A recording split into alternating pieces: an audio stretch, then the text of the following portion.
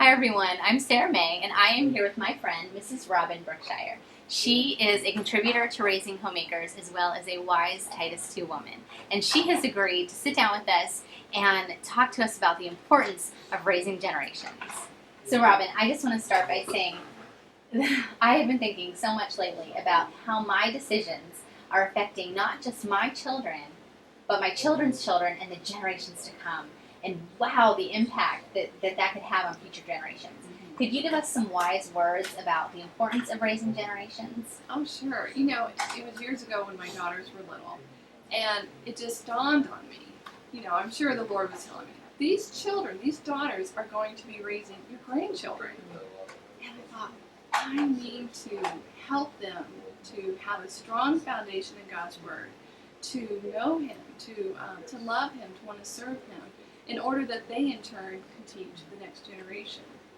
And then even the next generation after that, my daughter's grandchildren, then it'll just keep going on into the future.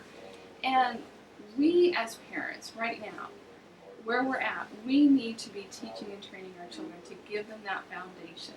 We're only a generation away from children not knowing the Lord. If we don't teach and train, it is our responsibility. God has given us that, and we cannot drop the ball because future generations are depending on us and our faithfulness. Now, our faithfulness is not within us. It comes from the Lord, and we just need to be crying out to Him for wisdom, for knowledge, and for Him to give us that hunger and that desire to teach and train them. And, to die to ourselves and not to be so self-centered, but to look at our mission of training and teaching our children. And that will impact future generations. It'll impact our churches. It'll impact communities as we build strong families.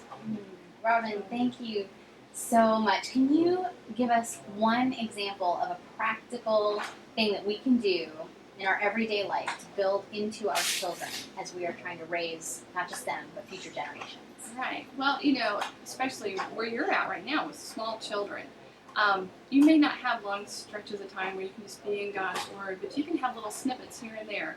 5 minutes here, 5 minutes there, reading God's Word. You can be teaching them God's Word as you read Bible stories to them, not just stories, but out of God's Word. Yes. Reading them God's Word and just sharing with them how the Lord is working in your life. When you realize that you have, you've messed up, and you cry out to the Lord for forgiveness, share that with your children, and it will make an impact on them, for them to understand God is working in my parents' lives. I can see how He's changing them and how they come before Him and cry for forgiveness. And that makes an impact when they understand that it's real, that your relationship with the Lord is real. And you can do that from when they're tiny on up. It's a lifelong journey. So sharing with your children what the Lord is doing in your life. That is so good. I hope that this really impacts me, the things that Robin is saying, and I just hope that it impacts you and you realize the significance and importance of you moms, that you are raising generations, future generations for the Lord.